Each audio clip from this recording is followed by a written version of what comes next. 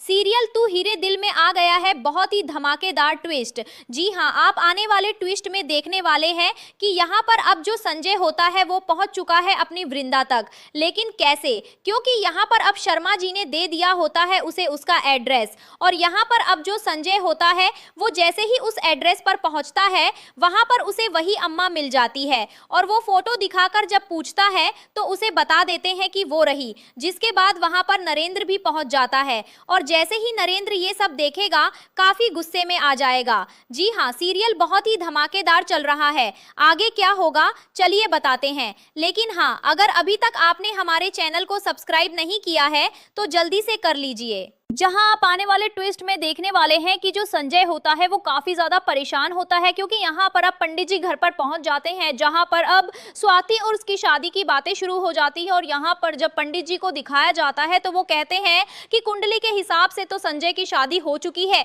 जिसके बाद यहाँ पर सबको बहुत ही झटका लगता है, और तभी दादू बोलते हैं कि नहीं नहीं, ऐसा नहीं है, सही से चेक करो, आप गलत चेक कर रहे हो। तभी पंडित जी कहते हैं कि मैं सही से ही चेक कर रहा हूँ, कुंडली के हिसाब से संजय की शादी हो चुकी है। जिसके बाद यहाँ पर अब स्वाति कहती है ऐसा नहीं हो सकता, आप चेक कीजिए। जिसके बाद अब पंडित जी तो वहां से चले जाएंगे। यहाँ पर उसी समय शर्मा जी का कॉल आ जाएगा और वो कहेंगे कि उस लड़की का पता चल गया है और वो एक चाय की दुकान पर है, वहीं पर रहती है। जिसके बाद यहाँ पर अब शौक रह जाता है संजय और कहता है मुझे एड्रेस भेजो जल्दी से। जब वो वहां जाकर देखता है तो उसके होश उड़ जाते हैं। जी हाँ, यहाँ पर विंदा पूजा कर रही होती है और ये सब देखकर वो खुश हो जाता है, उसे गले से लगा लेता है।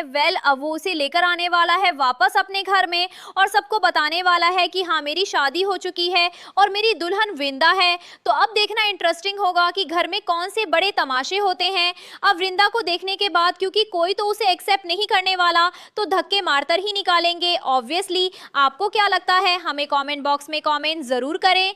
ऐसी खबरों से जुड़े रहने के लिए हमारे चैनल को जरूर सब्सक्राइब कर लें।